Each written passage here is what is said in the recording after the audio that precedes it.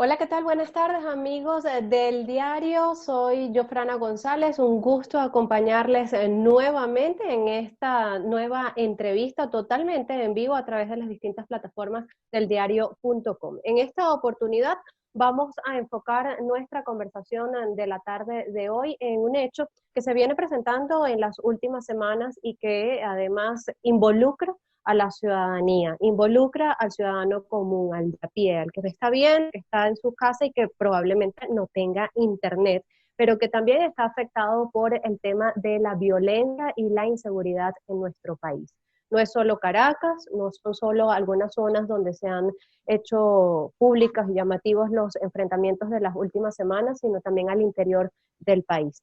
Esta situación de las llamadas bandas criminales y la proliferación de estos grupos armados dentro de nuestro territorio nacional es el objeto de la conversación de la tarde de hoy, con quien tengo el gusto de compartir. Ahí lo ven ustedes en pantalla. Él es el señor Mario León Mármol, que es abogado criminalista, penalista y además es consultor en riesgos especiales. Una autoridad por demás destacada para conversar este tema. Mario, muchísimas gracias por acompañarnos. Buenas tardes. Jofrana, buenas tardes. Para mí es un verdadero placer que me brindes esta oportunidad de tocar un tema tan sensible y a la vez tan importante para toda la colectividad y para todos los venezolanos de a pie o lo que hacen bien en el país. Un tema como lo es la seguridad ciudadana, que tanto incide en los venezolanos y que tanto nos preocupa. Bien, Mario, entonces comencemos esta conversación hablando justamente de esto que hemos visto en las últimas semanas. Podemos llamar a estos grupos o a estas bandas, calificarlas como bandas criminales y podemos llegar al punto de decir que ha habido una proliferación en estos últimos años o quizás los últimos meses en el país. Seguro, es afirmativo tu comentario, Jofrana. Fíjate, primero tenemos que indicarle a los venezolanos las diferencias que existen dentro del punto de vista de estudios criminológicos, lo que es una banda y lo que se traduce como una megabanda. Las bandas era lo que coloquialmente conocíamos de la agrupación de tres o más individuos para cometer un delito. Y vamos al aspecto coloquial. Antes leíamos en los artículos de prensa una banda dedicada a los atracos de entidades bancarias. Es una banda conformada entre 3, 4, 5, 8 o hasta 10 individuos. O esta banda que atracaba camiones blindados, delitos o tipos delictuales que ya fueron desapareciendo, y por eso los digo. Ya más nunca vimos atracos a entidades bancarias o atracos a camiones blindados. Eso eran las bandas. Ahora hablamos de megabandas. ¿Y cuál es la diferencia? Estructuralmente, la diferencia está en que las megabandas es la conformación de 30 o 50 o más individuos que toman un determinado espacio, dominan un territorio, dominan una población con dos fines muy importantes, Fran, es importante que lo sepamos, con el fin de la obtención de recursos económicos o financieros, es decir, la obtención de dinero, pero también de concentración de poder. Entonces, lo que tú afirmaste un principio, ¿hay una proliferación de megabandas? Sí. A raíz del año 2015, pudimos notar cómo hubo un crecimiento totalmente acelerado de la formación de estas megabandas. ¿Por qué? Porque el delito, la delincuencia como fenómeno social va mutando y se va adecuando a las problemáticas o al nivel social. Si hacemos un recuento histórico de los tipos delictuales que más se venían cometiendo en Venezuela, rápidamente podemos decir que antes se cometían o se sigue cometiendo el homicidio, pero Venezuela llegó a ocupar casillas realmente de deshonor en materia de homicidios.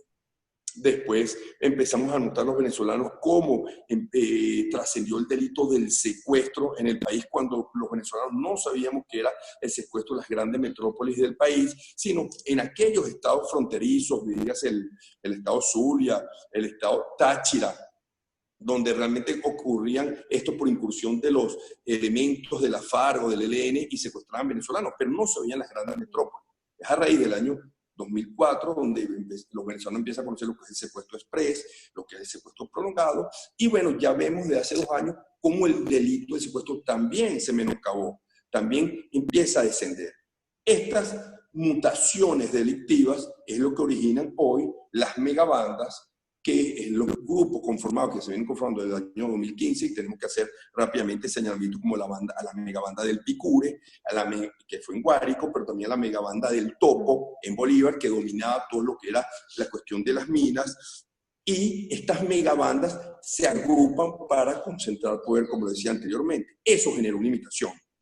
Hubo grupos delictivos que, aprovechando la anuencia del gobierno, creando las zonas de paz, crearon las megabandas de la Cota 905, que son megabandas que no tienen ideología, no tienen una bandera política. Pero también, si hablamos de algo parecido a las megabandas como estructura de crimen organizado, tenemos los colectivos violentos y armados que sí tienen una bandera, que sí tienen una ideología política, afecta al gobierno. Entonces, la respuesta es totalmente afirmativa, donde hemos venido observando en al menos los últimos 5 años, como hay una proliferación de las bandas delictivas, porque son las mutaciones delictivas que se van dando para concentrar poder, para concentrar dinero.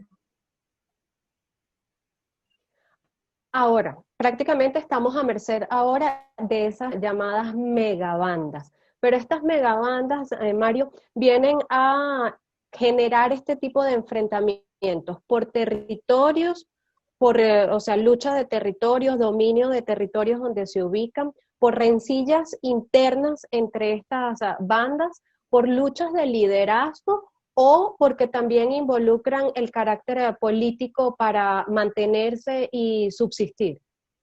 Sí, entonces, retomando el tema, las megabandas los grupos estructurados delictivos organizados se dividen con ideología y sin ideología. Con ideología, básicamente tenemos a los colectivos violentos, pero también aquellos grupos del ELN que hacen vida en Venezuela, o aquellos grupos disidentes de la FARC, que son grupos terroristas, subversivos con ideología marxista, comunista. Eso abraza una ideología. Pero tenemos estas bandas, o megabandas, mejor dicho, megabandas delictivas, que no tienen ideología política, sino su ideología es la delincuencia, es el cometer el delito.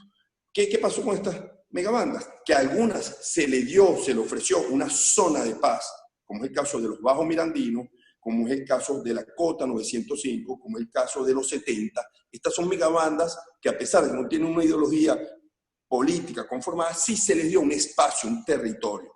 Y tenemos una megabanda parecida a la de la Cota 905 que no abraza ideología política, para poner un ejemplo, que es la banda del Wilexis, que opera en Petare, específicamente en el sector José Félix Rivas, del área del sector 6 al sector 10. ¿Qué es lo que ocurre, Jofreni? Que cuando estas megabandas no están debidamente estructuradas, como si pueden estar aquellos grupos que obedecen una ideología, vamos a tener más problemática en lo que se llama el golpe de Estado. ¿Qué es el golpe de Estado? Es el tratar de deponer a esa figura que hace del líder negativo, pero hace de líder, de jefe de esa megabanda, para tratar de deponerlo, para tratar de darle baja y controlar el poder de otro líder. Eso va a pasar muchísimo. No solamente ha pasado en el pasado, sino seguirá pasando en el futuro, ¿no? Y es lo que estamos observando aparentemente, que es lo que viene ocurriendo en Petare.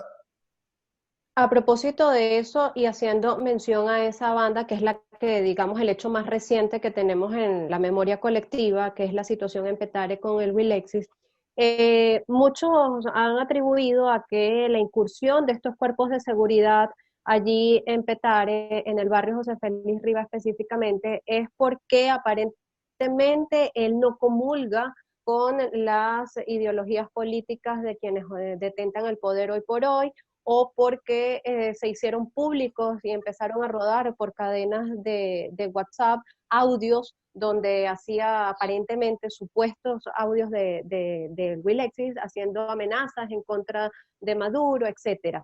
Esta incursión de estos grupos de seguridad del Estado, ¿se le pueden atribuir a eso, a que no son afines a esas ideologías políticas, o es realmente el Estado que se está haciendo sentir? Fíjate, Jofrani, yo tengo que ser honesto contigo y con nuestros seguidores. Mi formación profesional no me permite avalar criterios como lo que tú estás diciendo. Es decir, yo no puedo llegar a una conclusión solamente por lo que leemos en las redes sociales, que, con el perdón de los servicios de información digitales, pueden ser muy serios, pero hay otros que no. Hay muchos fake news y hay muchos laboratorios. Lo que sí, yo puedo decir como abogado y como conocedor de esta materia de seguridad ciudadana, es que bandas como la de Wilexi no deben existir. O sea, un Estado serio no puede permitirse que bandas como la de Wilexi existan. Pero no solo la de Wilexi, tampoco la del Coqui, tampoco la del Vampi, tampoco la del Loco Leo, pero tampoco los colectivos violentos que hacen bien el 23 de enero, que imponen horarios, que imponen maneras de hacer finanzas, que exponen toques de queda, que imponen justicia, porque ellos imponen justicia. Entonces, estos son sencillamente microestados que se vienen generando, que el Estado viene permitiendo desde hace algunos años. Y eso va en contra, en detrimento de la seguridad de todos los venezolanos. Por ejemplo, si te pudiese decir, en el caso específico que usted menciona, en el caso de Wilexi, que el Estado o las fuerzas del orden se demoraron demasiado en hacer actos de presencia, en José Félix Díaz. Cerca de 6 días para tomar o para la tranquilidad de la familia, cuando la Constitución Nacional se plasma que la seguridad de la nación es un deber del Estado, y te habla de la seguridad del venezolano, de la familia, de los niños. ¿Dónde quedó la seguridad de esos vecinos de bien que viven en la parroquia de Petare, gente trabajadora? ¿Dónde quedó durante estos 6 días? Claro, hay explicaciones, si vamos a pensar bien, hay explicaciones que pudiesen justificar que esa demora, ¿no? Bueno, quisieron hacer un trabajo de inteligencia, quisieron hacer un trabajo de pesquisa para tratar de identificar la zona donde este elemento negativo se iba a dar. Perfecto. Pero hay otro punto muy grave, Yofrana, que leímos bajo gráficas, fotografías que se tomaron, como vecinos del sector ondaban pancartas que decían: el FAE nos roba y Wilexi nos defiende. O sea, eso es gravísimo, porque estamos hablando de una aberración, estamos hablando de una sociedad enferma. La sociedad se identifican con el delincuente y aborrece lo que debiera ser la autoridad, los representantes del Estado. Entonces, queremos indicar que esto es muy lamentable, porque vamos a tener más líderes tipo Robin Hood, Wilexi en este caso, mañana serán Miguelito o cualquier otro nombre, donde la comunidad se va a identificar con este elemento negativo. Y eso es gravísimo, porque eso deja mucho que desear de la sociedad venezolana. Y obviamente de la ausencia del Estado en estas parroquias. Imagínate si eso es aquí en Caracas, ¿qué será en el interior? Donde el Estado no llega. Bueno, estamos, lo que nosotros hemos indicado anteriormente, estamos rozando lo que es en estos grupos violentos que no abrazan ideología, la insurgencia criminal, es decir, el control de megabandas delictivas que controlan espacio o territorio, controlan población y controlan poder. Es decir, entonces, que aquí esa aberración sea la misma sociedad la que termina amparando las acciones o el proceder de estas bandas, es sencillamente una responsabilidad del Estado, es una ausencia del aparato o del poder del Estado en las distintas barriadas de Caracas o a nivel nacional. Es así, totalmente correcto tu afirmación. El Estado, ya sea por negligencia o por omisión, no llega a los sectores más populares del país, donde no vamos a ver representantes del Estado. Por ejemplo, no va a haber policías, pero no solamente es policía, no ves instituciones socializadoras primarias del Estado, no ves escuelas, no ves liceos, no ves hospitales, no ves iglesias de ningún culto. Entonces, el ciudadano, los jóvenes, los niños empiezan a formarse bajo este criterio de imitar, de idolatrar, de venerar a estos delincuentes que mal o bien le llevan alguna ayuda a sus abuelas, le llevan alguna ayuda a sus madres.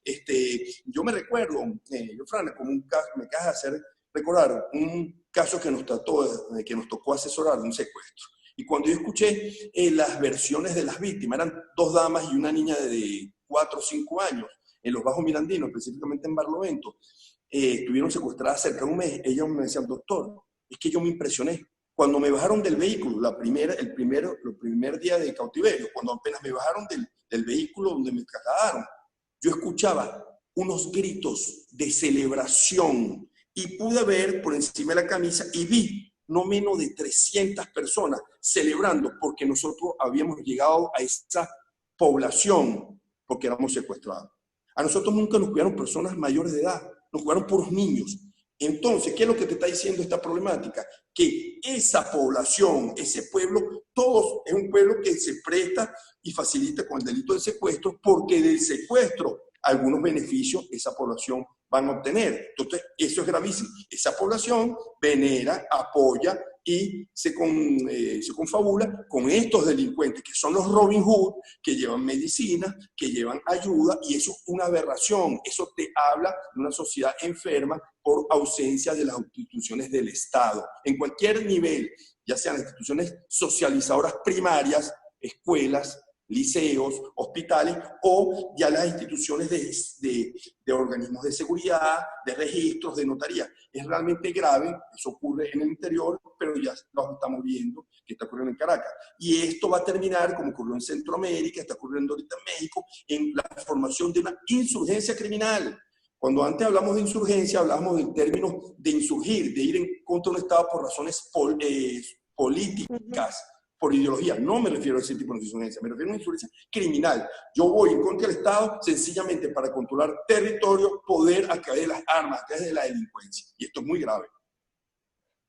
Estamos haciendo incluso referencia con lo que pudieran ser los maras salvatrucha en El Salvador, y incluso esa fue una de las principales políticas del presidente Nayib Bukele durante su campaña, y se ha impuesto ahorita, ir en contra de ese tipo de bandas. Estamos hablando de que pudiéramos llegar hasta ese nivel. Yo me temo que sí, ojalá que no suceda, pero ¿qué pasa? Uno de las megabandas que quieren llegar a la insurgencia criminal tienen que controlar los tres elementos que tiene un Estado. Un Estado, en la Constitución Nacional, si ustedes se la leen, hablan de tres elementos: territorio, por eso que hago tanto énfasis, territorio, población y poder. Estos son tres elementos que los delincuentes siempre buscan. Fíjate, si tú hablas de cualquiera de los grupos delictivos organizados que hemos hablado, tienen territorio. Los colectivos, ¿cómo manejan un territorio? Sí lo manejan el 23 de enero, ¿verdad? Correcto. La Cota 905 maneja un territorio, sí, la Cota 905. Y el 70 a los 70. Ahí ellos dominan, ahí ellos son la ley, ahí no entra el Estado. Pero también dominan una población, ciertamente, dominan una población, estas parroquias populares, y mantienen dinero. ¿Por qué? Porque se extorsionan, secuestran, en vez de tener existe el panal, ponen su sistema financiero, entonces es donde el Estado no llega. En la parte rural, el Estado tampoco llega, y los únicos que ofrecen una mano amiga, que debiera ser el Estado, obedeciendo nuestra Constitución Nacional, que dice que el Estado es el primer pater familia de una sociedad, eso no ocurre, no llega el Estado allí. Entonces, los primeros que extienden una mano amiga, aparentemente amiga, son los delincuentes, los grupos organizados para delinquir. Esos son los que reclutan a niños de 12 años, los ponen a cuidar secuestrados, le dan su salario, le dicen, mira, mándale a tu mamá tanto para que se compre las medicinas. Entonces, eso, como hay una ausencia del Estado, es muy fácil reclutar a los niños y a los jóvenes para someterlos en esta vida, pues, digámoslo así. Ahora, eso nos hemos quizás enfocado un poco en lo que es la región capital, pero también vimos difundiendo videos donde además aparecían solo de la barbilla hacia abajo o de la boca hacia abajo, a también grupos criminales mostrando municiones, mostrando el tipo de armamento que tienen, haciendo gala de que poseen granadas, y después difundieron videos donde mostraban a dónde iban a ser, dónde fueron las granadas, y amenazas con nombres y apellidos a personas o funcionarios o dueños de establecimientos. Exacto. Eso es en el interior del país también que está presente. También hacía usted referencia a la zona del estado Bolívar, con dominio de las minas. Entonces, esto también está el Tren de Aragua, que domina toda la región del central, y rodar por las carreteras en la guillotina. Es prácticamente una ruleta rusa. Eso viene también desde las cárceles. Ahí volvemos al papel del Estado. Pero cuando vemos también fotografiada una ministra con pranes, como se les conocen, de esas bandas o de esas cárceles, ¿qué esperar allí? Porque pues, entonces prácticamente el territorio está dominado por toda esta El, operatividad de el- estos grupos. Correcto. El error que ha cometido el Estado venezolano es que no ha tenido durante 20 años una política pública en materia de seguridad ciudadana coherente. Hemos tenido 13, 14 ministros de Interior y Justicia que le compete la seguridad de todos los venezolanos y cada ministro ha tenido un plan nuevo. Si revisamos, Frene, los planes de seguridad creo que son 18 o 20 planes, una aberración, y no ha habido una continuidad. Eso es parte de la problemática.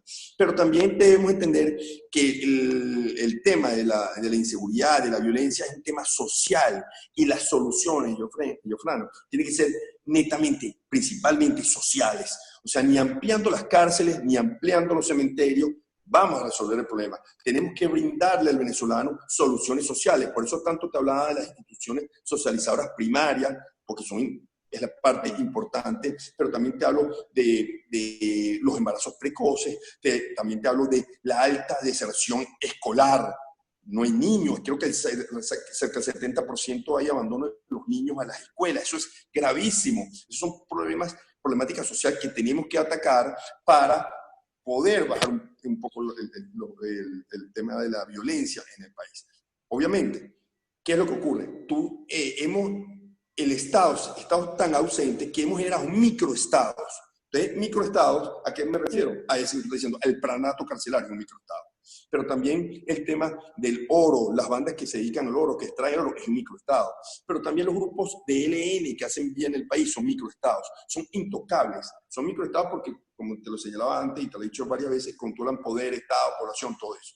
El pranato son intocables, entonces ellos se les permite dentro de los recintos penitenciarios, dominan extorsiones, cometen secuestros, cometen sicariatos, robo y hurtos de vehículos, pero también se dan el tupé de organizar bandas o megabandas fuera de donde están ellos. O sea, ellos te imponen un representante de ellos en la Cota, o te ponen un representante de ellos en José Félix Rivas, o te imponen un representante de ellos en el 70. Y esto es muy grave.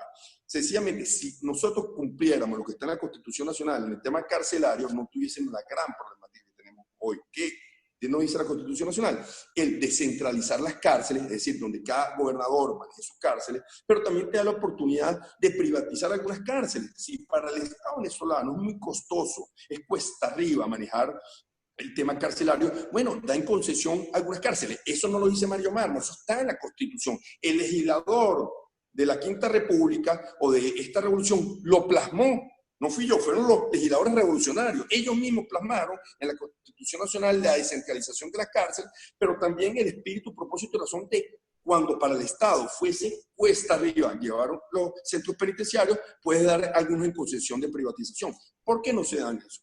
¿Por qué no se cumple con la reclasificación de los delincuentes? Eso. ¿Por qué no se cumple con la ley, una de las pocas leyes que ha sido sancionada por ambas bancadas, tanto la oficialista como la oposición, que es el control de las comunicaciones o el bloqueo de las comunicaciones de celulares, de internet? Eso está aprobado, esa ley es letra muerta. ¿Por qué no se cumple con esa ley, que sería tan beneficiosa para los venezolanos porque impediría las extorsiones, el negociar secuestros y un sinfín de delitos? Entonces, si nosotros hiciéramos caso a nuestra Constitución Nacional, que fue impulsada por la bancada oficialista, no tuviésemos tantos problemas.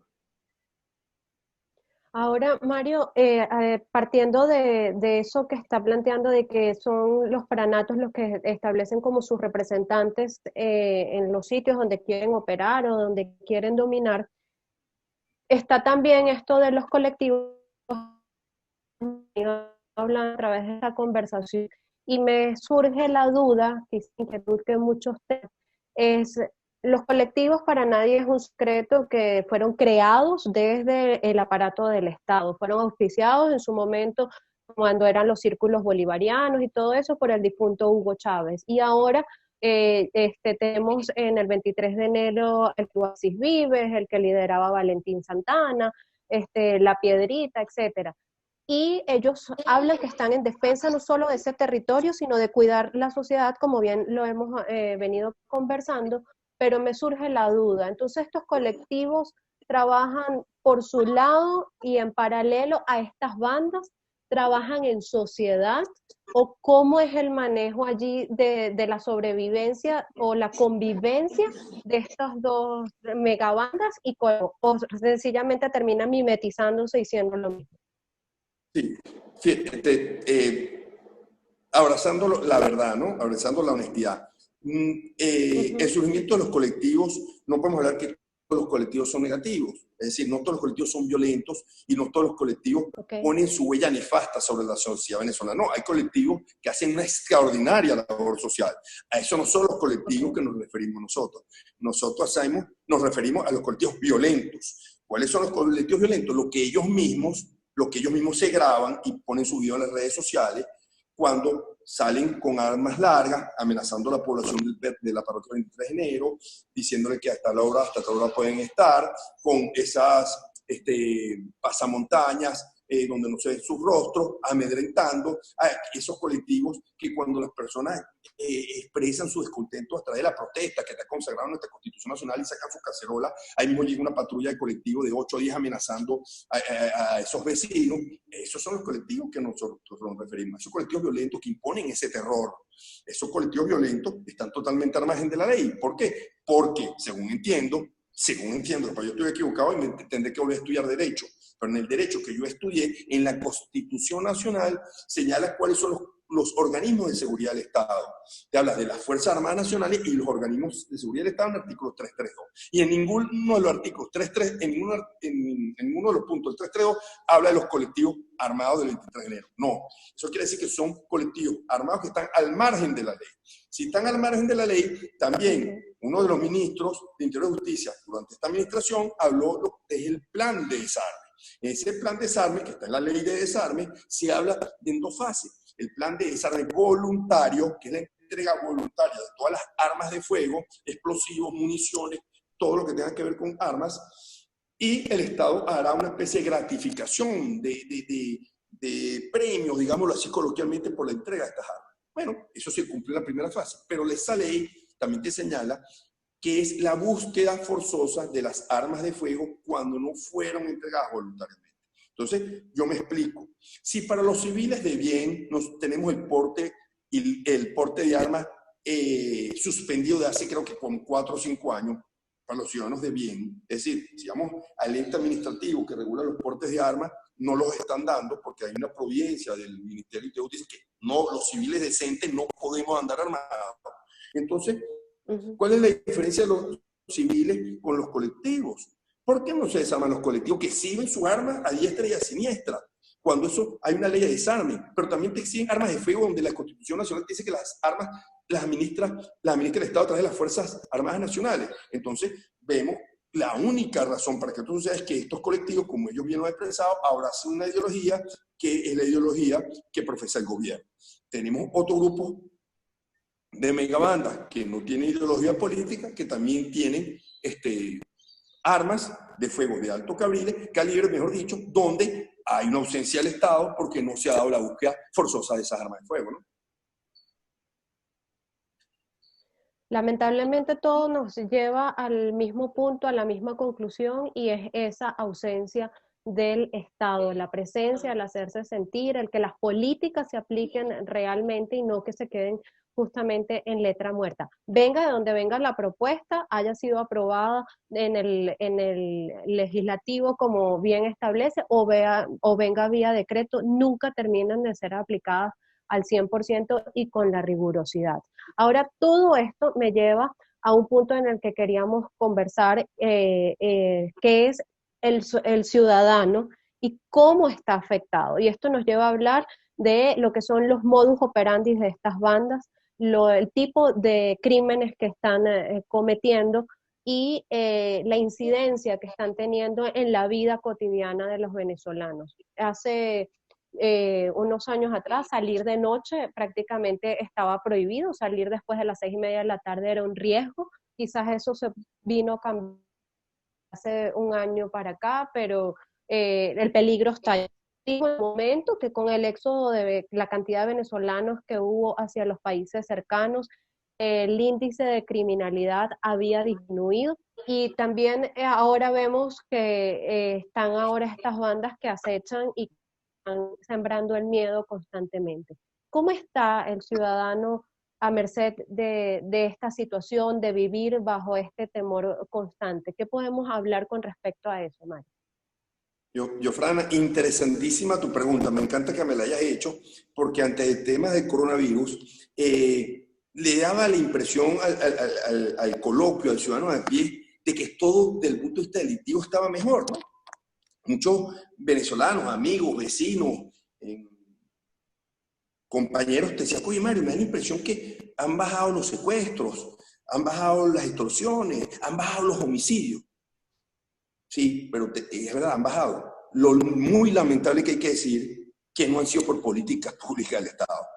Es decir, lo lamentable para los venezolanos es que esa reducción de estos tipos delictuales, del secuestro, de la extorsión, del homicidio, muy lamentablemente no han sido por políticas públicas acertadas. No, y voy a fundamentar mi respuesta, porque no basta con ser crítico, sino tener soporte a lo que uno dice. Primero, esto se da por una destrucción masiva del aparato productivo venezolano. Es decir, el cierre de empresas, de microempresas, de medianas empresas, va por encima del 50%. Entonces, ya eso te dice que el aparato productivo en un país, hay menos circulante, hay menos dinero en el país. Después te hablamos del deterioro, se ha acabado con el poder adquisitivo del venezolano. Es decir, cada día el venezolano tiene menos para gastar, cada día el venezolano se exhibe menos sus pertenencias, entendiendo que las pertenencias es algo de lo que buscan los delincuentes. Es decir, el venezolano cada día estamos más pobres, diciéndolo coloquialmente, y eso lo percibe el delincuente. Pero hay un elemento que viene más viejo eso, de mayor data, que es el abandono de los espacios públicos. Es decir, el venezolano ha reducido su derecho a la libertad de tránsito, a la libertad de aprovechar los espacios públicos, renunció a la nocturnidad, es decir, el venezolano después de las 7 de la noche son cada vez menos los que aprovechan la nocturnidad. Y hay un elemento importantísimo, que es la diáspora de los venezolanos. Es decir, tenemos casi 3 millones o algo, un poco más de 3 millones de venezolanos que se han ido en diáspora, y cuando se van los venezolanos, se van víctimas potenciales, pero también se va la mano de obra. ¿A qué me refiero a la mano de obra? Esas personas que cometían esos delitos. Ojo, y no me refiero, Frana, para ser claro, nada más a delitos violentos.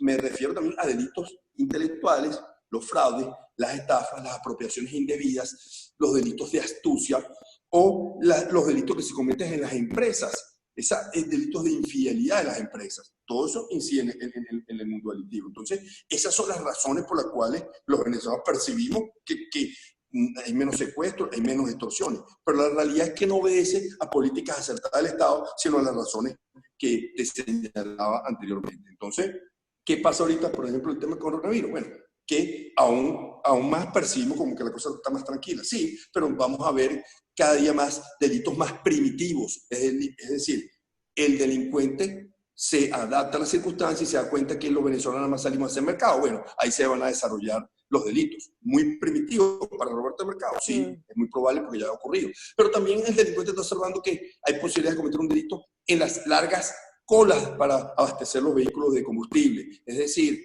esas 8, 12 horas que están los venezolanos desde toda la noche y la madrugada. Bueno, es un punto que ya ha ocurrido, como ocurrió en la bomba de la Florida, y atracaron a un muchacho y creo que hasta un disparo le propinaron. Entonces, esto son las adaptaciones del delincuente a las circunstancias sociales, ¿no?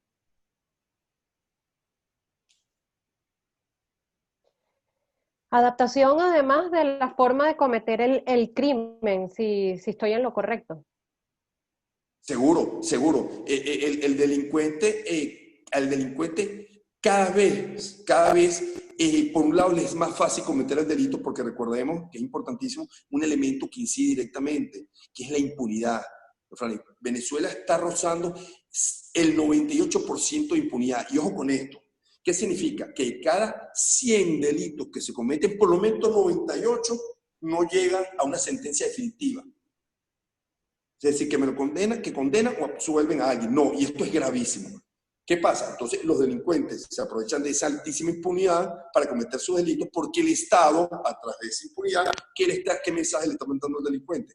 Que la carrera, Claro, el no hay oficio, castigo. profesión, sin hacer apología del delito, esa profesión, ese oficio que está escogiendo es un oficio que da un resultado seguro y que el objetivo que ellos se trazan lo van a lograr. Entonces, eso incide en la comisión del delito, pero cada vez ese delincuente que no se organiza, que no está dentro de una estructura criminal sofisticada, va a cometer delitos mucho más primitivos. Cada vez los delitos son más sangrientos. Tenemos el hecho lamentable de unos padres que asesinaron a su hijo, pero también tenemos un hecho lamentable en Valencia, como enterraron a estas dos personas por un cobro de una deuda aparentemente.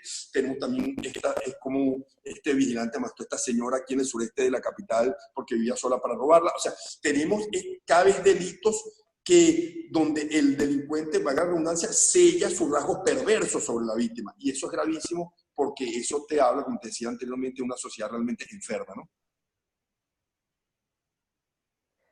Lamentablemente se va también incluso deteriorando y corrompiendo aún más la forma de cometer esos delitos. Mario, nos queda muy poco tiempo, pero no quería desaprovechar la oportunidad para que como experto en esta área, aproveches también de dejarle un mensaje a los venezolanos de qué hay que estar pendiente ahorita, de qué hay que cuidarse, de qué hay que desconfiar, porque ya hasta un teléfono se convierte en una herramienta de extorsión, de suplantación de identidad, etcétera. El mensaje que les quieras dejar a los venezolanos.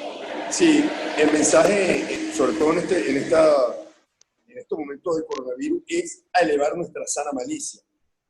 Estamos viviendo momentos muy difíciles en el país, no solamente con el tema del virus, sino con el tema de combustible, con el tema del costo de la vida, de la inflación.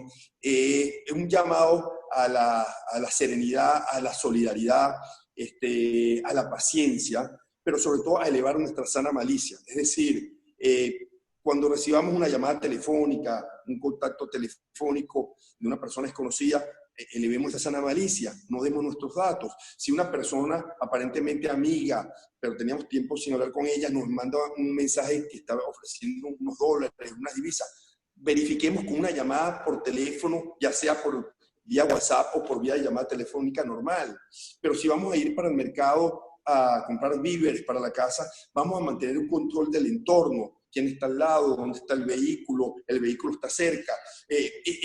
Mantener el control del entorno siempre nos va a dar la prevención de nuestro lado. Y la prevención es el 80% de nuestra seguridad personal. Es antecedernos a ese paso del delincuente. Recordemos que hoy día el delincuente no es tan empírico como antes. El delincuente, antes de cometer su fechoría, hace un recorrido criminal. Él estudia a su víctima, la selecciona, se va a fijar en la víctima que está más distraída, en la que está más desconectada con su entorno, en la que tiene hasta físicamente una postura que no es acorde, que no intimida, y después de eso va a ver cómo la va a someter a usted y después de eso va a pensar cómo se va a proporcionar la fuga.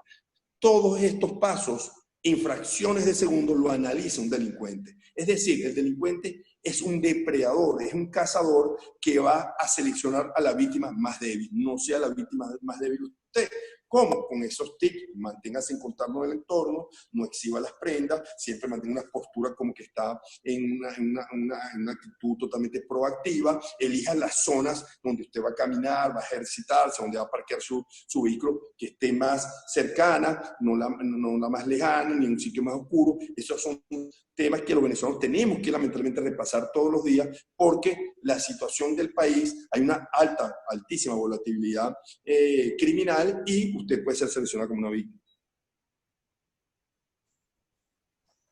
Bien, lo acaban de escuchar ustedes. El 80% de su seguridad depende de usted mismo y estar pendiente de su entorno es una de las principales. Ante la ausencia del Estado, que lo hemos venido hablando durante todo este rato de conversación, la seguridad también depende de cada uno de nosotros. Agradecemos a Mario León Mármol por habernos acompañado en la tarde de hoy, abogado, criminalista, penalista y consultor en riesgos especiales, por esta conversación, por abrirnos un poco el espectro, por aterrizarnos un poco también en lo que es la problemática de la seguridad en Venezuela y por esos tips también para que cada uno sea responsable de ese 80% de su seguridad. Mario, muchísimas gracias por habernos acompañado. Jofrana, un verdadero placer y siempre a tus gratas órdenes. Muchísimas gracias a ustedes también por haber compartido esta conversación con nosotros. En nuestras plataformas de @eldiario van a encontrar el resumen de esta entrevista y también pueden irse a nuestra cuenta en Twitter, donde también tienen apartes de lo que fue esta conversación con Mario León Mármol la tarde de hoy. Soy Jofrana González, hasta una próxima oportunidad. Que estén bien.